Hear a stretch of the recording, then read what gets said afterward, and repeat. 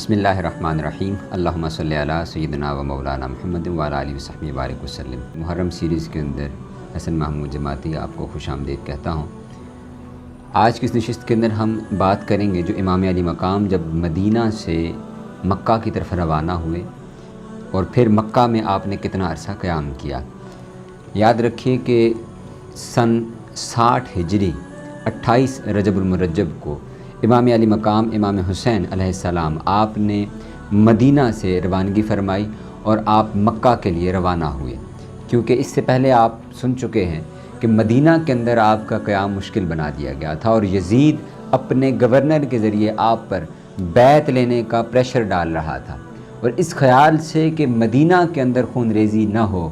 تو امام علی مقام امام حسین علیہ السلام نے مدینہ کو چھوڑا، مدینہ سے رخصت ہوئے، اور دوسری طرف کوفہ سے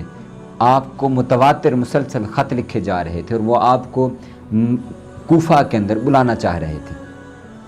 28 رجب المرجب سن 60 ہجری امام علی مقام جب مدینہ سے مکہ کی طرف روانہ ہوئے تو 3 شعبان کو امام علی مقام مکہ میں داخل ہوئے۔ یہاں سے لے کر آپ نے تقریباً 4 ماہ کا عرصہ مکہ کے اندر قیام فرمایا اور مختلف لوگوں سے آپ نے ملاقاتیں فرمائیں۔ اس دوران میں امام علی مقام کو بعض روایات کے اندر 400 یا 4000 کے قریب اور بعض روایات کے مطابق 40,000 کے قریب آپ کو خطوط کوفہ والوں کے موصول ہوئے جو مسلسل آپ کو بلا رہے تھے۔ اب کوفہ والے آپ کو اس لیے بلا رہے تھے کہ کوفہ کے لوگ وہ تھے جو کیونکہ امام امیر المؤمنین امام علی علیہ السلام مولا علی کریم آپ کا دارالخلافہ وہ کوفہ رہا تھا، اور کوفی وہ یزید کے حق پر اور اس کے ہاتھ پر بیعت نہیں کرنا چاہتے تھے، اور وہ چاہتے تھے کہ یزید کے خلاف وہ کھڑے ہوں اور یزید کے خلاف امام علی مقام کے ہاتھ پر بیعت کریں۔ اس وجہ سے کوفہ سے مسلسل امام علی مقام کو خط لکھے جا رہے تھے۔ یہاں جتنا عرصہ 4 ماہ آپ نے قیام کیا، یزید اپنے فوجیوں کے ذریعے اور دیگر اسباب کے ذریعے اس نے اپنی انٹیلیجنس کے ذریعے اس کو معلوم ہوا کہ امام علی مقام مکہ کے اندر مقیم ہے۔ اس نے کچھ لشکر روانہ کیا جو امام علی مقام کے پہنچنے سے پہلے وہاں پر پہنچا تو حضرت عبداللہ بن زبیر رضی اللہ تعالی عنہ جنہوں نے مکہ کے اندر اپنی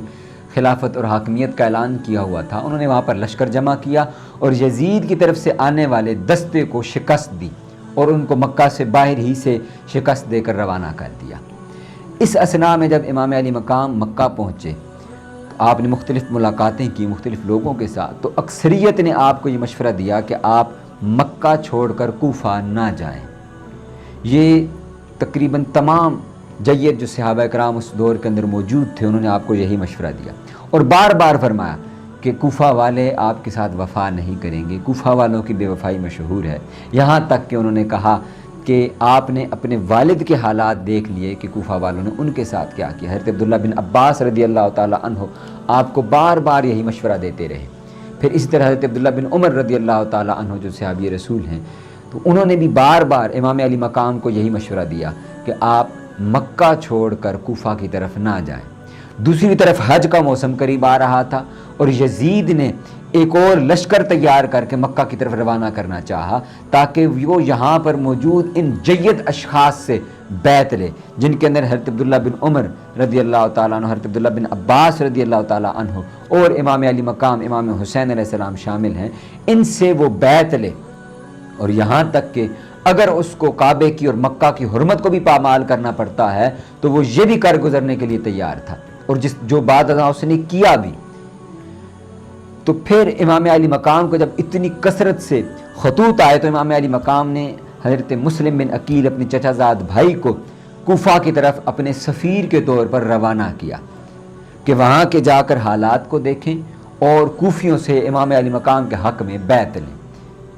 اس دوران میں جب حضرت مسلم بن عقیل کوفہ پہنچے اور انہوں نے امام علی مقام کے حق میں بیعت لینا شروع کی تو نعمان بن بشیر رضی اللہ تعالی عنہ وہ کوفہ کے گورنر تھے، اور یزید نے انہیں بھی یہی خط لکھا اور کہا کہ وہ اس عمل سے باز رہیں اور یزید کے حق میں بیعت لیں اور خانوادہ رسول صلی اللہ علیہ وسلم پر وہ جبر ظلم اور ستم کریں جس پر حضرت نعمان بن بشیر رضی اللہ تعالیٰ عنہ نے اس کا انکار کر دیا کہ میں آقا علیہ السلام کے اہل بیت کے ساتھ یہ سلوک اور یہ رویہ اختیار نہیں کر سکتا۔ دوسری طرف حضرت مسلم بن عقیل رضی اللہ تعالیٰ عنہ نے حالات کو موافق پا کر امام علی مقام امام حسین علیہ السلام کو خط لکھا کہ کوفی آپ کے لیے جان دینے کے لیے بھی تیار ہیں، تو آپ یہاں پر جلد از جلد تشریف لے آئیں۔ تو عین حج کے موقع پر جب حج شروع ہونے والا تھا تو امام علی مقام امام حسین علیہ السلام نے وہ عمرہ کا ارادہ کیا، عمرہ فرمایا، اور پھر جب دوسرے صحابہ کرام آپ کو یہ بار بار مشورہ دے رہے تھے کہ آپ یہاں سے تشریف نہ لے جائیں، تو آپ نے ان کو وہ پیشین گوئی یاد دلائی کہ آقا علیہ السلام نے ارشاد فرمایا تھا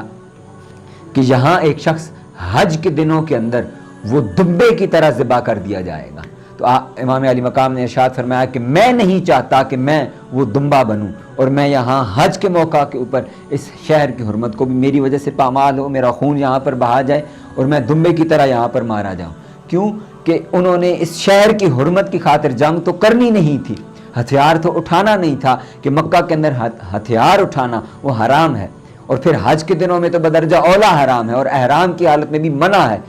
تو اس صورتحال کے اندر یزید اس سے باز آنے والا نہیں تھا۔ یہی تو وہ بدبختی تھی اس کی کہ وہ اسلام کے شاعر، اسلام کے احکامات میں کسی کی بھی پابندی کرنے کو تیار نہ تھا، حتیٰ کہ وہ حرمت، ان شہروں کی حرمت کو بھی پامال کرنے پر تیار تھا کہ وہ کعبہ کی حرمت کو پامال کر دے اپنی حکومت کی خاطر، وہ مکہ کی حرمت کو پامال کر دے، اور اس حد تک چلا جائے کہ وہ آقا علیہ السلام کے صحابہ کرام رضوان اللہ اجمعین اور آقا علیہ السلام کے اہل بیت، خانوادہ رسول، حضور کے نواسے، حضور کے شہزادے امام علی مقام امام حسین علیہ السلام کو وہ شہید کر گزرے۔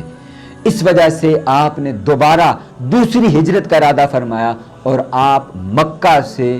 کوفہ کی طرف روانہ ہوئے۔ ذی الحجہ کے مہینے کے اندر سن 60 ہجری میں امام علی مقام امام حسین علیہ السلام آپ نے اپنے بھائی حضرت مسلم بن عقیل کے مشورہ اور جو انہوں نے خط لکھا اس کی بنا پر آپ کوفہ کی طرف روانہ ہوئے۔ جب آپ کوفہ کی طرف روانہ ہوئے تو راستے میں ایک شخص آپ کو ملا اور اس نے آپ سے یہی سوال کیا، تو اس نے پوچھا کہ آپ کا ارادہ کہاں کا ہے؟ تو امام علی مقام نے فرمایا کہ میں کوفہ جا رہا ہوں، اور کوفہ والوں نے مجھے درخواست کی ہے، خط لکھا ہے اور بلا بھیجا ہے کہ آپ یہاں پر تشریف لائیں۔ تو اس پر اس شاعر نے، وہ جو شاعر تھا، شخص تھا، اس نے امام علی مقام امام حسین علیہ السلام سے کہا کہ یاد رکھیے کہ کوفہ والوں کے وہ زبانیں تو آپ کے ساتھ ہیں لیکن ان کی تلواریں آپ کے ساتھ نہیں ہیں۔ تو انشاءاللہ اگلی نشست کے اندر ہم دیکھیں گے کہ امام علی مقام کا یہ جو سفر ہے مکہ سے کوفہ تک، اور پھر کوفہ کے اندر جو کیا واقعات پیش آئے، آپ بریکنگ ویوز کی اس محرم سیریز کے ساتھ جڑے رہیے۔ انشاءاللہ اگلی نشست کے اندر ہم اس موضوع کے اوپر تفصیلاً گفتگو کریں گے۔ السلام علیکم ورحمۃ اللہ وبرکاتہ۔